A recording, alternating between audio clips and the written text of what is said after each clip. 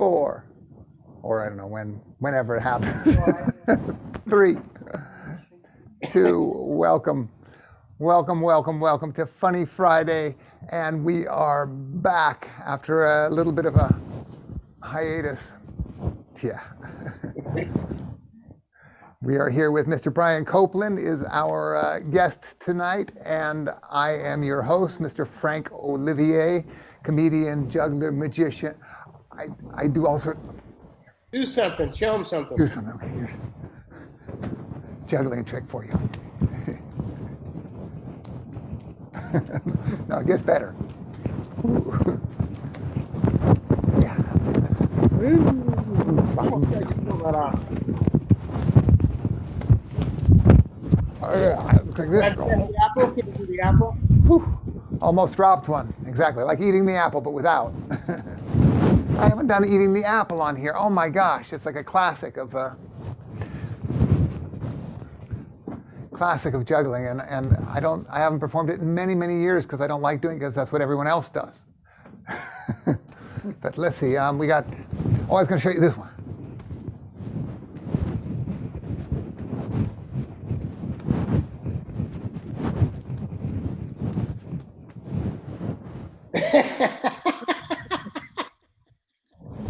All right, and we got a few folks on here. No man, encourage. I mean, he supports a family doing this. I do. This is what I do actually for a living, believe it or not. And we have a few folks on here. I'd like to encourage people to unmute, and if you want to watch the few second long video, we can do that. Play the 45-second video up there, and they can see how they can turn down their sound to a lower level. We like hearing your applause, laughter, and cheers, but your microphone can override the performance. So lower your microphone volume down to about 10% and set the background noise filtering to low so we can hear your applause. Here's how you set those settings. Click the little up arrow right next to the mute button. Click audio settings, set the background noise filtering to low, and you can leave it there for the rest of the party. Then uncheck where it says automatically adjust microphone levels. Now you can slide the microphone volume slider down to about 10%. And you can unmute yourself, unless there's noise where you are or conversations going on. We don't want that. At the end of the performance, you'll want to reset your mic volume to auto. And we're back with you now. There you go. You don't do that, Brian. We want to be able to hear you. You're my co-host. Did you turn your volume down because you sound quiet? No, I didn't. I didn't touch it. We want everyone else to do that, but not you, Brian. Okay, good. I didn't touch it. I did not touch it. And want folks to unmute if you can. Are you there? Are you guys ready for a little showtime? Say yeah. Yeah. That's what we want. We want people here. Can you spotlight me? And Brian. That would be great. Yeah, you're both spotlighted. Oh, we are both spotlighted. Perfect. We're both spotlighted, and the rest of the people can be heard. Are you ready for showtime? Say yeah. Yeah. Yeah, I got power over these people like you wouldn't believe. Do you see that? I just tell them what to say and they say it. I was thinking about how long I've known you. And I was thinking this afternoon, and it goes back 30 years. I met you about 30 years ago. Is that all? Early mid 80s, early 80s? Mid 80s. We were playing Tommy T's in San Leandro, and I asked you to teach me some tricks, and you taught me 2 things. And one I can't do anymore. You taught me how to juggle two balls with one hand. I couldn't find any, so I used paper towels, and I tried to do it. I used to practice it. I can't do it anymore. I can try. Well, see, that didn't work. But the other one you taught me, I might be able to still do, and that was how to cut a deck of cards with one hand. So let's see if I can still do that. Let's see. Yes, nice. I can still do that. Nicely done, but I would have never showed you how to do it that way. You don't remember the way I showed you. Let me show you how it's done. All right, show me the right way to do it. Spotlight. Are you sure I'm spotlighted? Because I keep seeing one-handed cut goes like this. You drop some off your thumb, then with your first finger you push up on the bottom side until it clears, and then you drop them around like that. No, you didn't teach me that way. Then I didn't want you to learn, Brian. I didn't do it that way. Then I didn't want you. Or you can do a 3-way cut this way. You do some off with your a lot off with your thumb there, up there, and then you drop some back down and then back up over like that. Okay. All right. Now, can you teach me, since you have a deck, we both have a deck of cards here. This is just a regular deck of bicycle cards. No Yeah, trick. sure. Can you No teach trick. me? Can you teach me a card trick? A card trick? Yeah. Can you teach me a card trick? Okay, take the deck. Take the deck. Which hand? Either. Okay, put down. Set the whole deck down on a table. Teach you a card trick or do a card trick for you? Both. I'll do it. I'll do it for you first, and then I'll teach it to you. How about that? Okay. Cut off any number of cards you want. Okay. Set the cards on the table. Cut off any number of cards you want. You done that? Okay. Now, right where you cut to, look at the next card down. That one, and remember it. Okay. Then take that second pile and cut it so that card that you remember is somewhere in the middle. You cut those off, and then you put the other part on top of that. You got that? Cut it, so the one that I remember is somewhere in the middle, and I now have another cut. You How got many it? piles have I got? 2 piles, right? 2 piles now. Now put the pile with the card in the middle of the other pile, Okay. and cut the cards one more time. And cut the cards one more time beyond that. One more time beyond that. Okay. Now hold the cards up to the camera so I can see them and go through nice and slow, looking through the cards. And I need to see Brian here for this. So talk while you do it so you show up on the Okay, screen. 1, 2, 3. I'll start over again. Okay, 1, 2, 3, 4. Mary had a little lamb. Exactly like that. Yes. Perfect. I'm getting a psychic picture here of a. Did you choose a black card? No. Oh, well, then I don't have any clue. See, but that's my fault. I did it wrong then. Then I didn't describe very well how you should do this. Okay, we'll do this Tell you what again. you do. Take the deck in your hand and start dealing down cards onto the table, as many as you like. Keep dealing until you feel like stopping, and tell me when you've stopped. Okay. Okay, I've stopped. Look at the last card you dealt on the table. The one that's on the top. Don't show me and don't show the camera. Don't show anybody. Okay. Got that done? Okay, I've got it. Now put it back and remember that one and put all the rest of the cards on top of that. On top of that, okay? Now All the what? rest of the cards. Got Okay. that done? Yeah. Now cut the whole stack once. All of them. Cut them and complete the cut. Okay. The whole Cut them stack. one more time and complete the cut. So one more time, complete the cut. Okay. That's it.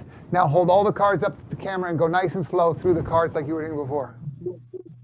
Yes, exactly. That's it, Brian. You're doing good.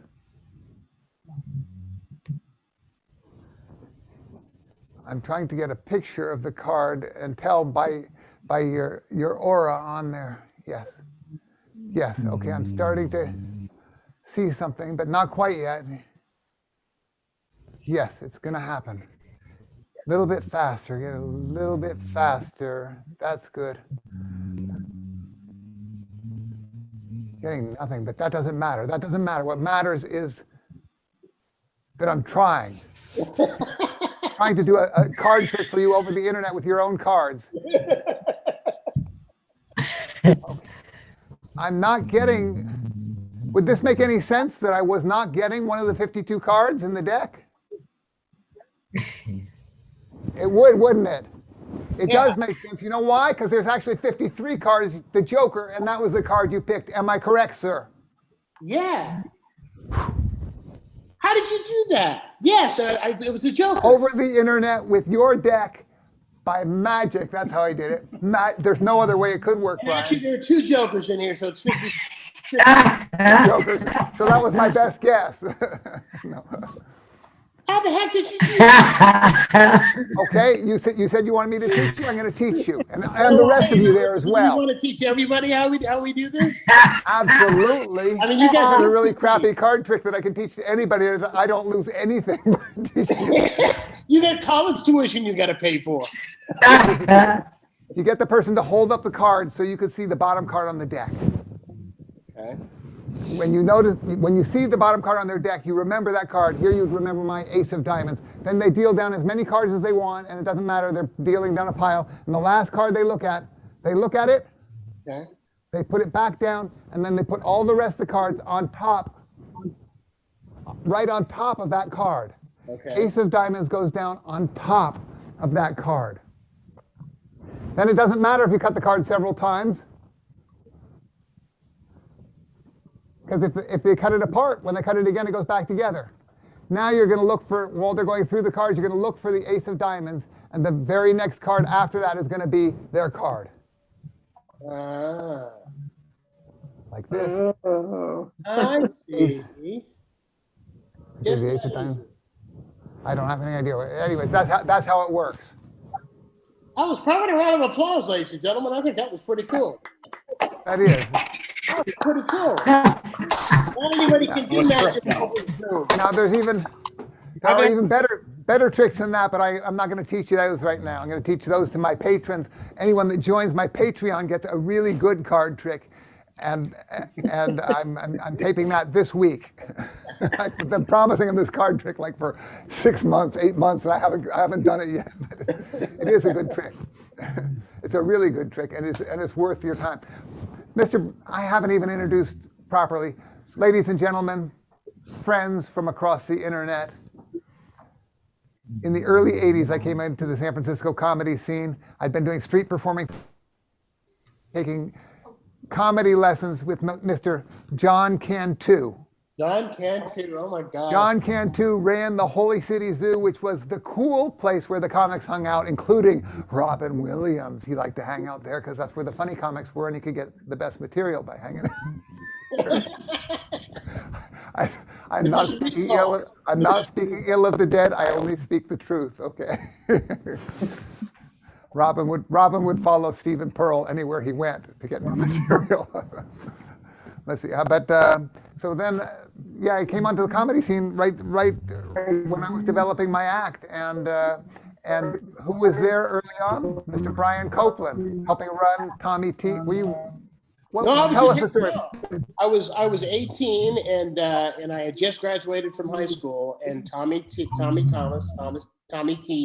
had been my CYO baseball coach when I was a kid.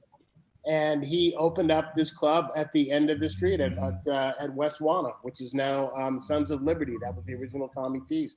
And I came and started hanging out. And one night I said, I used to come to the city and hang out at the zoo, like you said, and watch comics. And I said, I want to try this. You have an open mic night. He says, no, but I got a comic trick tonight. Can you do 15 minutes? So I'm 18 and stupid. So I go, sure. And this is at 5 and the show's at 9. So I remember opening the paper and I wrote 15 minutes of jokes, and I don't know what any of them were about at all. I think there's one I did about Richard Pryor because he had just set himself on fire. That gives you an idea of when that was. And I went up and I didn't kill, but I didn't bomb, and I've been hooked on show business ever since. Oh my goodness! So I'll tell you, my first comedy club gig. I've been doing street performing, and I've been going in and taking the comedy writing classes with Mr. John Cantu over at the Holy City Zoo. And he says, "Hey, I hear you're out doing a street performance thing." I said, "Yeah." He says, "And you're funny." I said, "Yeah. I do a comedy show, magic and juggling and unicycling." He goes, "I want you to come in and play the Holy City Zoo on this next Saturday night." A gig at the Holy City Zoo, me performing on Saturday night's the most important night of the week. I was so excited. I show up with my stuff, and I'm going to do my first comedy club set. And he says, "Yeah, I thought you could perform out front of the club and gather some people up here on the street and help pull people into the club." My heart sinks down, but I did tell him I would be there and I'll do it. Okay. It's Clement Street. You know what it was like out there. Yeah. It wasn't a hopping place with people wandering all over the place and a place you could pull a crowd for a street show. What do? I managed to gather a crowd. I get into my first routine. I'm going to do a short little show, and I see John Cantu at the back of the crowd going like this. I've got 40 people. I got 30 people there, more than's good. Anyways, and so I cut the show short. I say, "Thank you very much. That's it." I go up to John. What the hell's going on? He goes, I think you were stopping some of the people who were going to come into the club. You idiot. At the end of the show, they're all coming into the club, and I just sent them all away. He was an odd guy. And then I don't know where I got the balls, but I laid into him. And you invited me out to perform at the Holy City Zoo on Saturday night. I was excited. I thought I was on stage. I didn't think I was going to be out on the street in front of the place. And I was so excited. And this isn't what I was thinking. You don't even want me to come and be a street performer. You want me to come and be a bad street performer. You don't want somebody who's actually going to do a good job at this. And right then, Amazing Jonathan walks out and says, "Hey, I can't stay for the second show." And he points to me and says, "You're on for the second show." And after that, it was, went in, completely cleaned it up in there, just wiped the place up. It was so much fun. And after that, never got asked to perform in front of a club again. Zoo, I don't know if any of you who are joining us, anybody here ever go to the Holy City Zoo when it was open on Copeland Street back in the day? That's where most of us started, because it was the place to go and to be had. And you could have anything from a packed house with 40. What did it hold? Remember what it held, Frank? 30 or 40 people. It was a tiny little space. And or you could have like 5 people. About as many people as we have right now. Oh yeah, it could be a huge failure of an evening there. There could be just 8 people. Oh, hello. Hey. Hey, good to see you guys here. I remember one night I introduced myself. I go up and there's about 8 or 9 people, and I interviewed all 8. My set was that I interviewed all 8 people who were there and got their names and memorized their names and their socials. And that's what that was what I did. Memorizing social security numbers. That's good. Not from the club. And one other thing I need is the last. I need your mother's maiden name.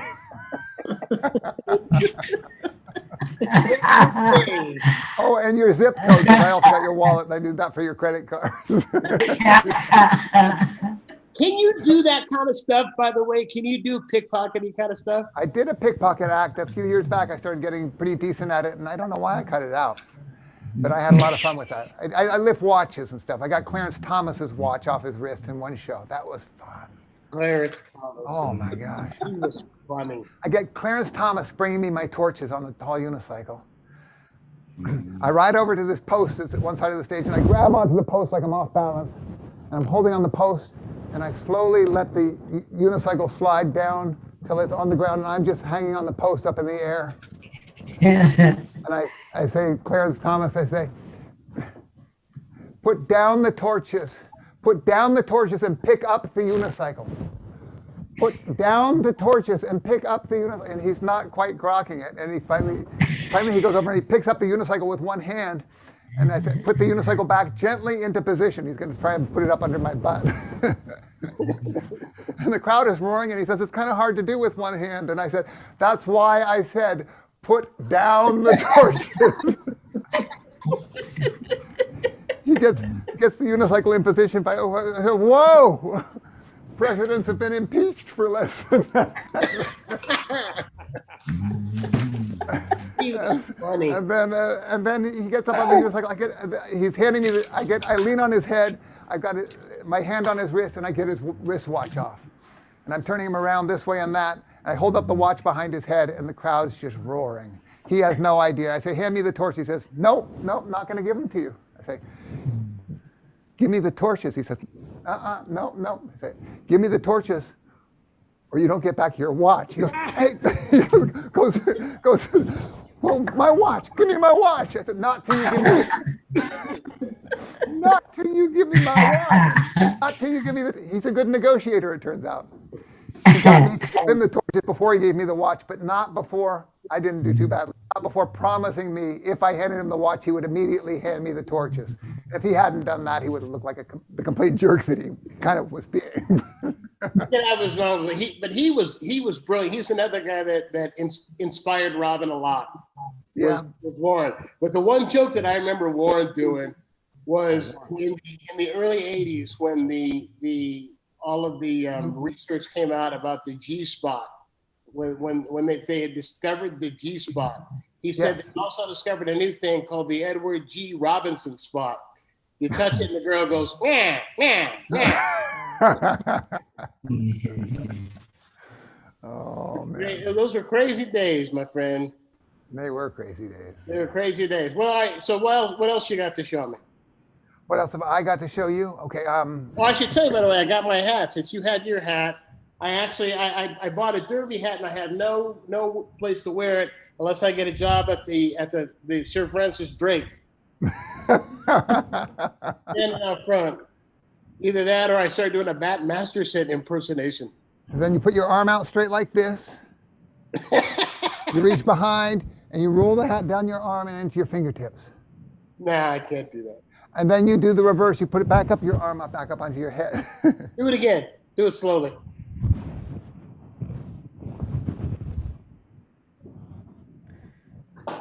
No. Perfect. Shoot from behind. Reach behind your head on the back. Put your hand out kind of in front and roll it down your arm. And roll it down the arm. That's it. How Yeah. do I do that? How do I get it Okay, back up? you're not going to learn that today. I'll learn that when I learn how to juggle again. And see, by the way, you're all very special because I'm letting you see me there during the lockdown, which is everything's just about back to normal. Well, not just about back to normal, but we're headed that way. I'm letting you see my gray. I don't let the public see my gray ever. Plus the 15 pounds that I've gained at home. You have lost weight. How have you lost weight during a pandemic when everybody else has put on 15 to 25 pounds? Well, I started taking speed. Again. No, this was the first time. And I tried it for a while and I lost too much weight and I lost too much focus. It's what they use for ADHD. It is basically speed. And I might be distractible from time to time. But I see you riding around. Well, I used to see you anyway, riding around town on your unicycle practicing. Are you still doing that every day? Okay, so you're getting cardio in. You know what? I've been practicing now. Should I do one more trick for these folks here? Yeah. I haven't done this I did this once here on the unicycle. I happen to have the unicycle here. And I happen to have the other thing I've been playing with is the guitar. I'm doing the guitar and the unicycle together with the juggling. And we'll need to plug in the guitar here. Want me to hold you torches? There we go.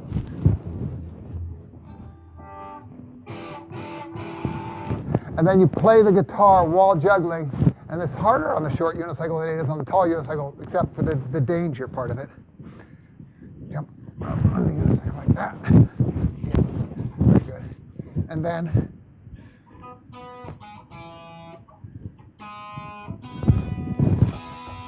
yeah!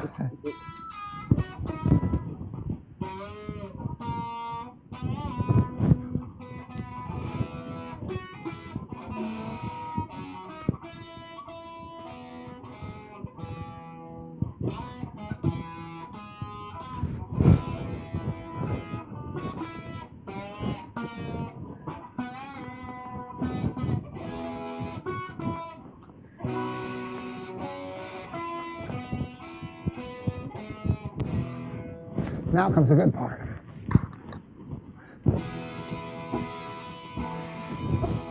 Wow.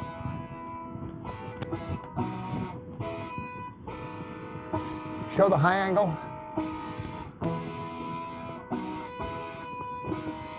That's nuts. Okay, you can go back. I just wanted to know I'm still on the unicycle.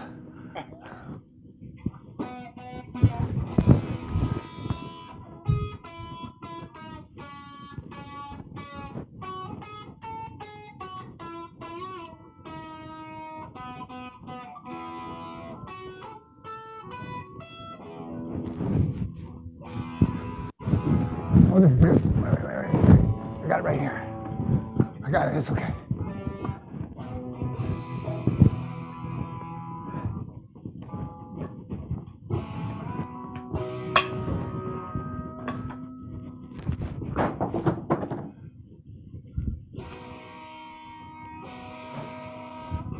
Oh, no. Wait, just keep playing the same chord.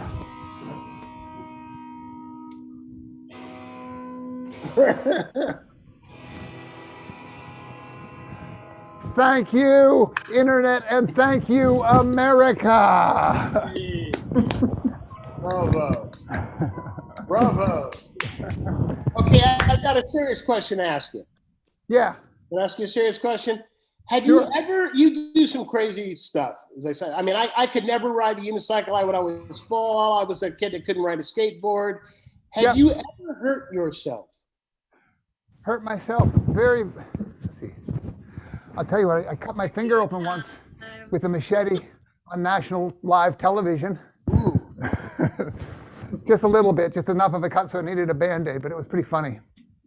Did it bleed on there? Nobody would believe him that he'd actually cut himself. Exactly. I'm cutting down a carrot to show how sharp the machetes are. Whack! Goes into my finger, and I'm holding my finger shut. And the crowd it was a funny set. It was on Crooked Chase.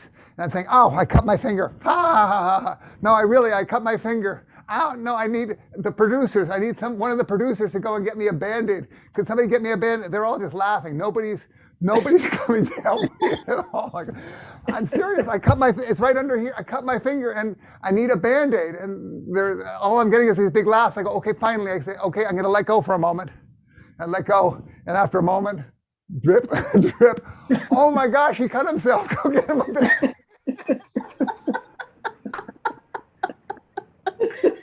Put on the Band-Aid, finished up the spot. It was pretty crazy. And I was so upset. I was so embarrassed to have done this on national television on a live show. It was on the Nashville network, so it wasn't like CBS or something, but it was a live national show. And I was so embarrassed until I got home that day and I realized, yes, I hit my finger with a machete and I got a little cut on it. I could have walked off the end. I could have done it. It could have been a horrible, bad thing, but no, it wasn't. Other than that, no, I haven't. I mean, small injuries, tweaking your back or something when you're doing a lot of these things, too many shows, but no major injuries. What about you? You ever been hurt on stage? Aside from the crowd coming after you. Only inside. No, I never have. I missed a step once when it was one of those kind of funky stages that had you had to step down. One side you stepped down, the other side you didn't. And I stepped down and twisted an ankle. I did that one time. That was early on. Oh boy, yeah. That's the only time I've ever. It's a dangerous business. It's very, very dangerous. Every especially those steps. A shirt on fire, Frank. What? I seem to recall a shirt. Yes, a shirt on fire. Okay, so I'm doing that routine you just watched, but instead of shooting the little flame out of the end, I got a thing that's going to go shoot a 10-foot spark for 6 seconds long, and I got these things, and I was so excited about having this new thing on there that I taped it onto the top of the guitar the first time, and the very first show I did, the tape wasn't strong enough. I hit the thing, and the little explosion at the beginning shoots the thing off. It starts flying around the room. It's like a little rocket ship. Just flying, and then it hovers for what felt like 2 or 3 seconds. It was probably a half a second right in front of me, really like a rocket ship flying there, and then spins off through the crowd. It was an outdoor show. There's everyone standing around, skimming by one guy's arm and went through a woman's beehive hairdo. Oh.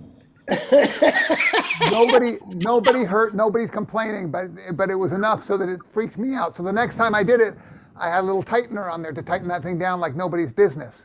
Yeah. This was another outdoor show. I was down in Palo Alto working out the parts of this routine. Come up to the very end, hit the chord, the last chord, hit the thing to set off the firework, and it did something called impacting. That means by tightening it down so tight, I cracked the clay on the back side, which means air can get in from both sides and the thing can explode. It goes off like a shotgun blast. And I looked down. I wasn't wearing a vest, but I was wearing a shirt, and there was a hole in the shirt right there. Shirt was on fire. I don't know, can you still see? Yeah, right there. You The gotta work. scar. That's a scar from a show. Put So on my- is there a waiver if you go see the Frank Olivier show? Is there a waiver that the audience needs to sign? No, I'm never around that long so that they can actually sue me. Especially if somebody gets hurt, I'm out of it. No, that was crazy. That was a steep learning curve because there's nobody around to teach pyrotechnics to jugglers. There just No. isn't. Well, I understood how you are able to learn how to do that stuff without hurting yourself, especially the machetes. How you learn how to juggle machetes without hurting yourself. Well, the thing is, I learned from that one show, you don't keep them that sharp, okay? That's the main thing. These look terribly sharp, and up at the tip, they even feel, but I started showing a different way, showing people how sharp. I'm gonna show you now just how sharp these knives are. You wanna see how sharp these knives are? Yeah. I will show you right now exactly how sharp these knives are. Watch how this razor blade cuts up this playing card. Okay. Has to be extremely sharp. Extremely sharp. Ooh. To cut a card up like that. Watch your finger. Ladies and gentlemen, these machetes can do that. That's what I switched to at that point. And they're not they're sharp enough they could probably hit you if they're spinning around, but they're not like the other ones. I don't know why I had those old ones sharp. And then there's other fun things to do with the machetes, like this.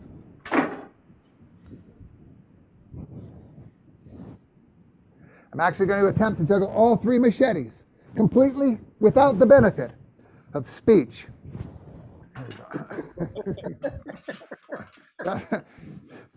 Try it the more difficult way. You probably remember this. This probably was in my act back in the day when you saw me early on. Wait, hold your applause. The hard part is stopping. Yes. Bravo. Thank you. Thank you. Okay, there we go. What'd you guys expect? It's not like you paid to get in here. Hello. Funny Fridays free on the internet. Not at Cirque du Soleil in Frank's living room. It's dressed up like a theater. Welcome to San Leandro. Do you start with machetes when you're learning how to juggle machetes? Do you actually start with them, or do you start with clubs or something to learn how to juggle the machetes? Learned balls, then learned clubs, and then after that I learned, I think, of torches before I did machetes. But yeah, then you practice the torches unlit, then you light one torch, and then you burn yourself a couple times, and then you learn how to do it right. And then Hey, the question I've always wanted to ask you about, and I've never gotten a chance to, is what it was like to do Carson with Carson, because he was a really good sport. He was an amazing sport. He was the best there is. Carson was amazing. Told me he wasn't gonna. I heard beforehand that he won't come to the rehearsal. He'll just send his guy who'll take careful notes. And then right at rehearsal time, I hear, "Well, what are we gonna do now?" That distinctive voice I spin around this. They say, "Oh, Mr. Carson, you want to do the rehearsal?" He says, "Yeah, let's see what we're gonna do." I'm going like, "Holy!" I'm gonna lean on his head and grab onto it and do all this stuff. And I know that he doesn't like to be touched. And I think that this whole thing is gonna be nixed right there. Run through the whole rehearsal, and he looks up at me, and after that looks at me and says, "This is going to be a lot of fun." So that was. Because he was an amateur magician, right? Wasn't he an amateur magician?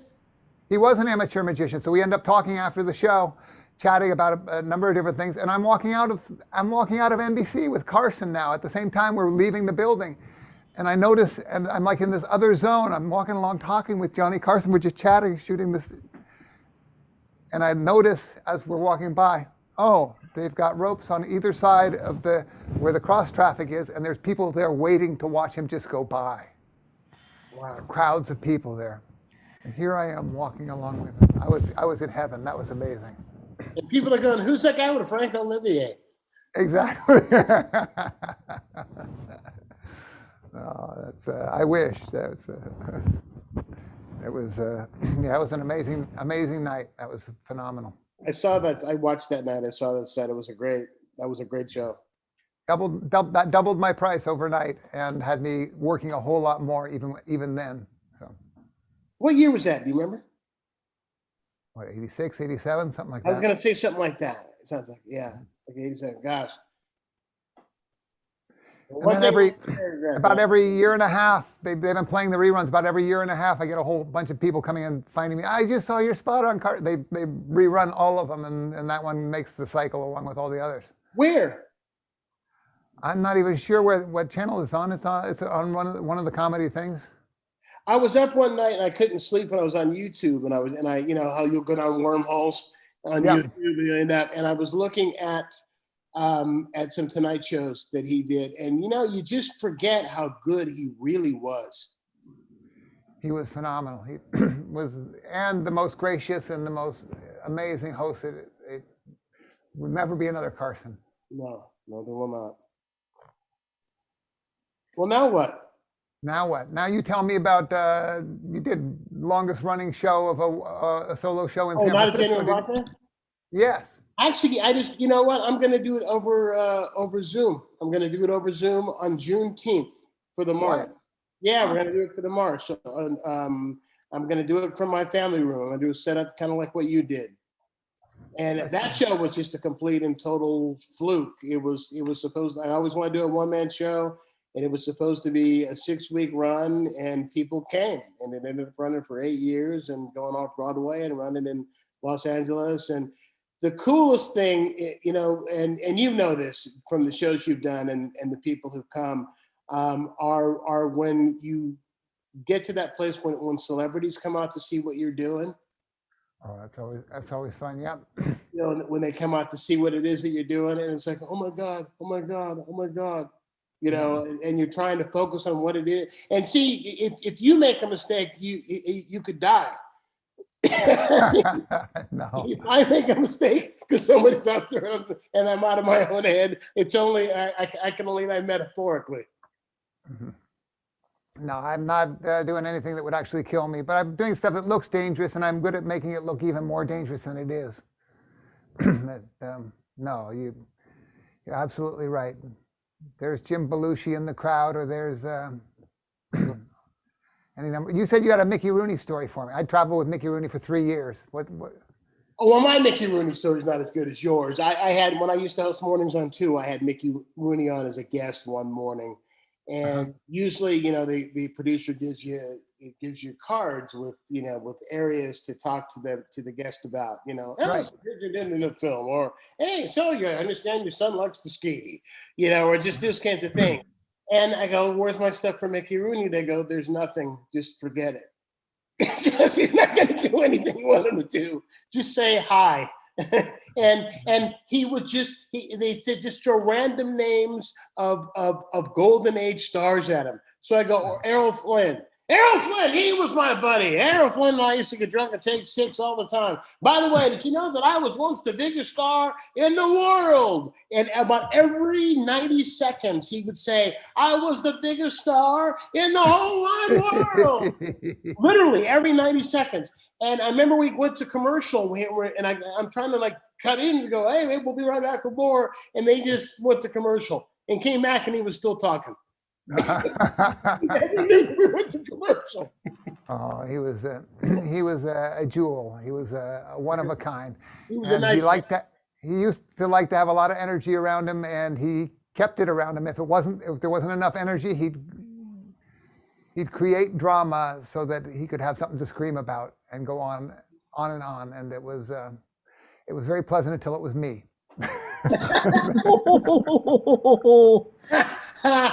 Now, what was Sugar? I never saw Sugar Babies. That was the shit. It was him and Ann Miller. Is that who it was? Ann Miller and myself, and Ron Lucas was in the show for a while. Jeff Dunham toured with me for a while in that. But for a chunk of time, it was just I was doing the variety spot.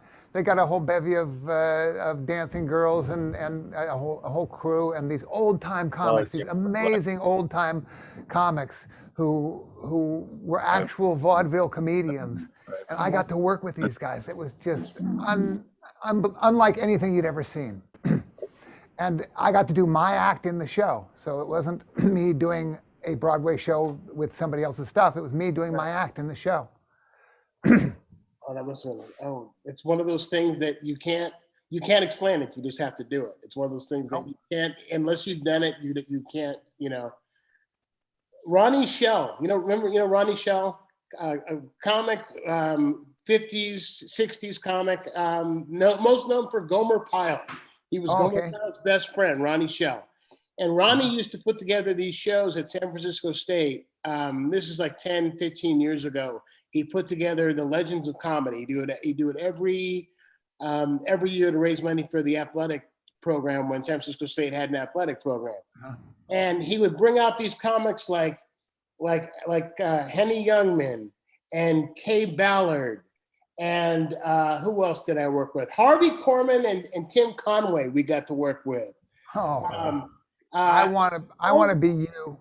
all these legends that I just got to stand in the wings and just watch, and I would just go, I live a charmed life. These are people I will never, I got to watch Harvey. And the thing was great is we would spend like 3 days together. He put together a variety show. Like the first one we did, it was me and Bob Sarlott, our buddy Bob Sarlott. We were the two youngsters. Bob Sarlott and I were the two youngsters. He put us on because he wanted some younger people on the show. Then that was more than 15 years ago, wasn't it, Brian? No, that was 15 years ago. I was like 40 at the time or something, and Okay. Bob was 50 something. I mean, we were the kids, so that's those are. Right. Okay. Gotcha. But I remember the first show that we did. It was Conway and Corman and Kate Ballard, George Siegel playing the banjo, and Connie Stevens. Remember Connie Stevens? I don't, but I remember George Siegel. Got to meet him and work with him on a show once. Oh, I've got the sweetest George Siegel story because we would be together for two or 3 days because we would do two shows, one show Friday night, one show Saturday night. So Ronnie would take us out to dinner after the show, and George, who just passed away like in the last 2 weeks, he passed away. I didn't realize that. Okay. Yeah, he passed away suddenly, and he's sitting with his wife, and he's at the time in his mid 70s probably, and so is his wife. And usually with a guy in Hollywood's around that long, he's got some, like how many times was Mickey Rooney married? Like 8 or 9 times Mickey Rooney. Yeah. And he's got some young chickie, but not him. He's got, his wife's his age, and they're sitting together, huddled together. We're at the Sir Francis Drake in the restaurant, and they're feeding each other tiramisu. And they're snuggled together, feeding each other tiramisu, and I thought, oh, that is the sweetest thing I've ever seen. So afterwards, I talked to Mrs. Siegel, and I said, so how long have you guys been married? She goes, 3 years. I go, 3 years? She goes, yeah. She goes, here's the deal. He was my boyfriend in high school, and we had our high school class reunion a couple of years ago, and he had never come to a reunion. He came back and came to this one. And we reconnected, and pretty soon we were meeting at, back east in Massachusetts or New England someplace. And he was living out in Hollywood, and they would meet like in the middle of the country. And finally, at some point, he said, this is ridiculous. Let's just get married. Isn't that the sweetest story you've ever heard? That is nice. Very nice. Sweet.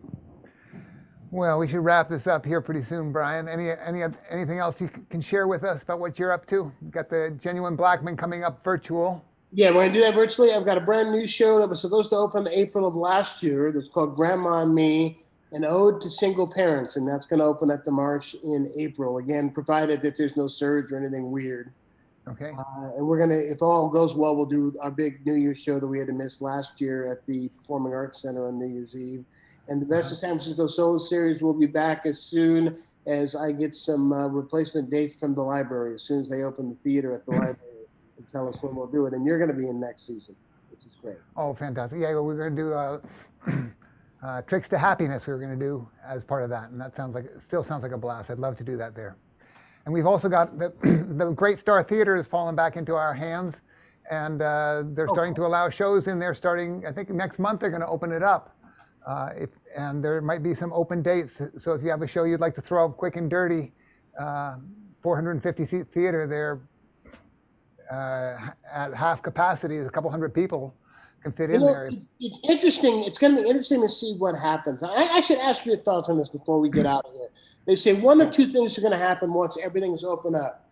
Either people are going to be so paranoid that they're going to stay home for a while, or people have such cabin fever that they're going to pack every place because they just have to be out of the house. Which of those two things do you think will happen? If you I think both are going to happen. There's going to be a percentage of the population that stays scared and doesn't come out for maybe ever. Serious, you get something this scary out there, and it freaks people out, and they learn to be careful about it. It's hard to teach them not to be careful about that. Yeah. And then there's going to be the roaring 20s, roaring 30s, whatever, the roaring whatever's again. Yeah, well, I'm with the people who think it's going to be the roaring 20s again, because people are just going to be so happy to be out and to be out among the people and to be able to have a communal experience to see live entertainment again. Me too. I want to come see your show. Be in the audience, but not be near anyone. Is that possible? Who knows? You may be the only one there. Well, thank you for having me as a guest. It has been a pleasure. Well, if you invite me back, I would love to come back and do this again. Oh, thank you. I would too. This has been a real blast. One nice round of applause for Mr. Brian Copeland.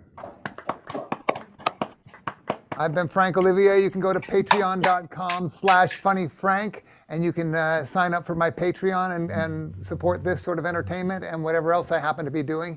And that's a great way to go. Or if you're on Venmo, you can go Venmo and to Funny Frank and give me money that way. Or paypal.me/funnyfrank, and we don't have the button anymore. And I should have these graphics up on the screen that tell you all that, but I don't. Thank you all who are watching live. We're signing out there. We're going to hang around and chat with the people who happen to be here who want to talk a little bit longer for a few minutes, but off the record. Now we get to share the real stuff. And if you want to get an invite to these things in the future, you can do that by signing up on the Patreon page. Yeah, you can. You could do it. Thank you. Fun show. Patreon.com/funnyfrank. It's easy, as little as $1 a month. Simple, painless. Okay. Thank you.